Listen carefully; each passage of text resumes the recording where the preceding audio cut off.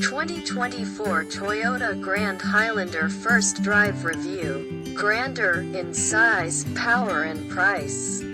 More space, more power, and strong efficiency make it a compelling three-row. The three-row SUV segment is one of the most hotly contested in the industry, and it's growing in more ways than one. Not only is the number of entries increasing, so too is the number of size offerings. We're seeing a split between smaller three rows and larger ones. Toyota's sole entry, the Highlander, has been on the smaller side of that divide through multiple generations, and although Toyota has said that was just fine for its loyal customers, clearly there was room, pardon the pun, for something bigger. That something would be the 2024 Toyota Grand Highlander. Despite the name, the addition of Grand doesn't just signify some added inches tacked on behind the rear wheels of a regular Highlander like an old Grand Caravan or the Lexus RXL. It uses the same TNGA-K platform, but it's lengthened and widened for Grand Highlander duty. It's about 6.5 inches longer overall and 2 inches wider and taller. The entire design is unique, including an exterior that looks more like an extra-large RAV4 due to its straight edges and hard creases.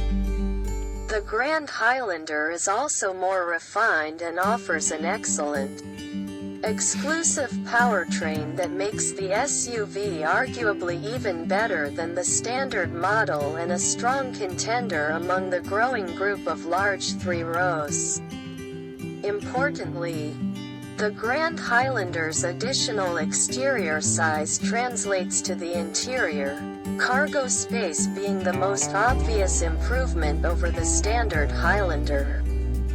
Behind the third row, there's 4.6 more cubic feet of space at 20.6, which on paper at least, represents the difference between one of the smallest and biggest volumes. Behind the second row, there's 57.9, an increase of 9.5 cubes. With all the rear seats down, total space reaches 97.5 cubic feet, amounting to a 13.2 cubic foot increase. Passenger space improves, too, mostly for the third row. It's still not huge, but now adults can occupy every row without the risk of the rear passengers launching a revolution against the bourgeois front passengers. Third row access is also impressively easy with the sliding seats and a lowered floor that extends behind the second row for easy step-in. In fact, every position is easy to access, particularly the driver and front passenger seats with the low floor and tall roof.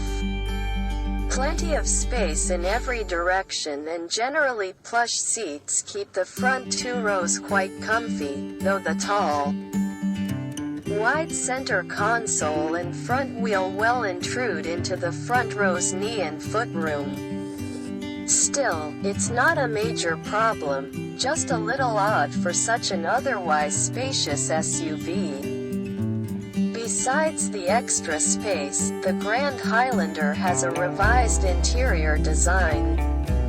It's a little more conventional, but still has trademark Toyota features like the shelves in the dash and up-to-date touchscreen infotainment system.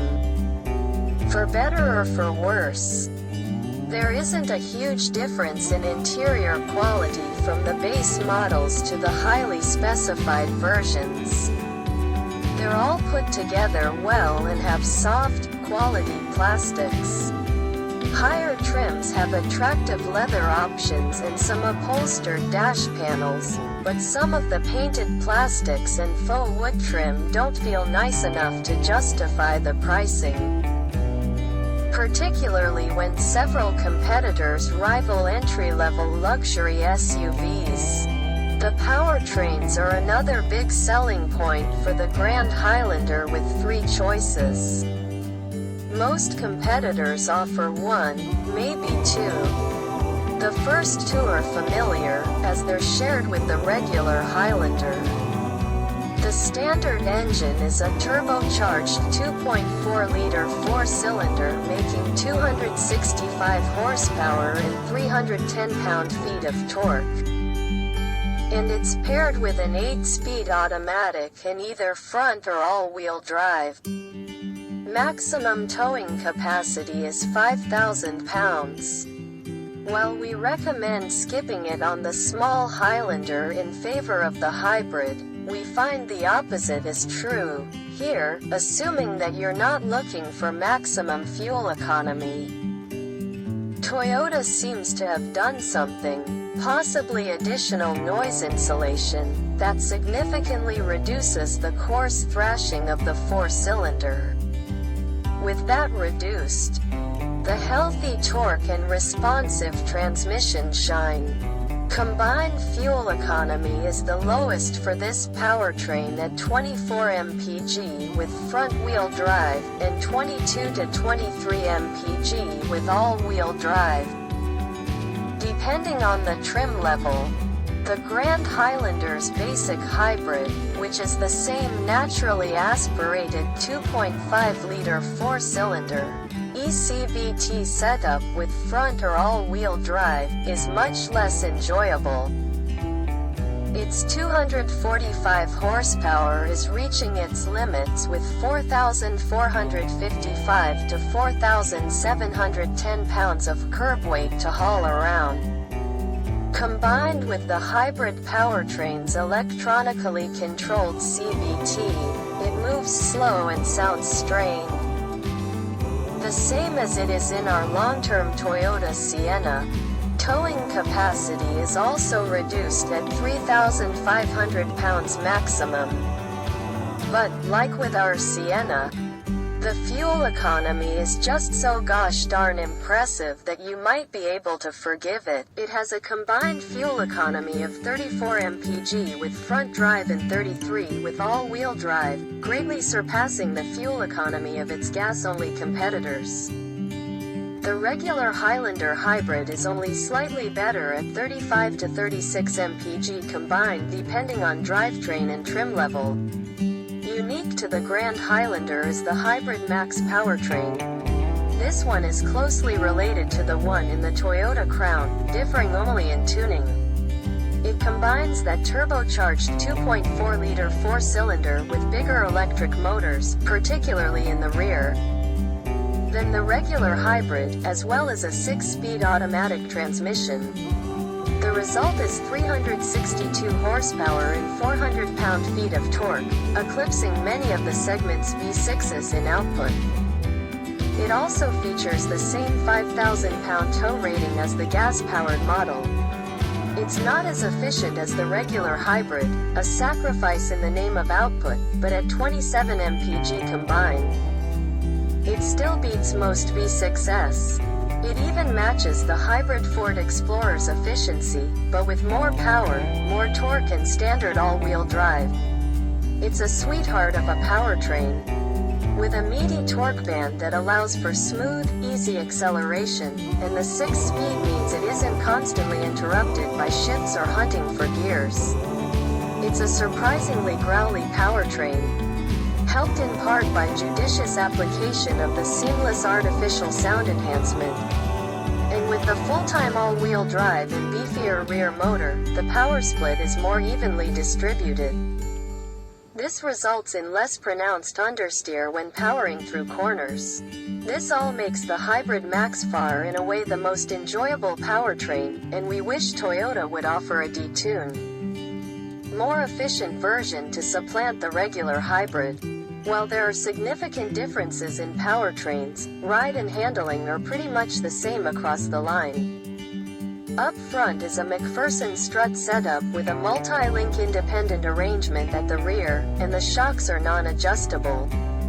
Each Grand Highlander does have different driving modes, but they mainly adjust throttle and transmission response. Even the steering seemed unaffected. The tuning is definitely toward comfort and control. It glides over bumps and stays steady. Handling isn't quite as eager as a result, what with the softness and body roll. The cabin is also impressively quiet, so as long as you're not looking to hustle your practical hauler, you'll be pleased with the Grand Highlander. To get a Grand Highlander, you'll be paying a premium. The base model starts at $44,405, which is around $7,000 more than the base Honda Pilot or Kia Telluride, among others. The Grand Highlander does offer a couple extra niceties that will bring the costs closer, such as power-heated memory front seats and wireless device charging, but even more comparably equipped, the Toyota is more expensive. The regular Highlander is priced closer to its three-row competitors, but it's also smaller inside. The regular hybrid starts at $46,005, and the hybrid max at $55,375. Those compare favorably against the Explorer Hybrid, about the only competitor in this size bracket, with advantages in fuel economy or power, depending on the version.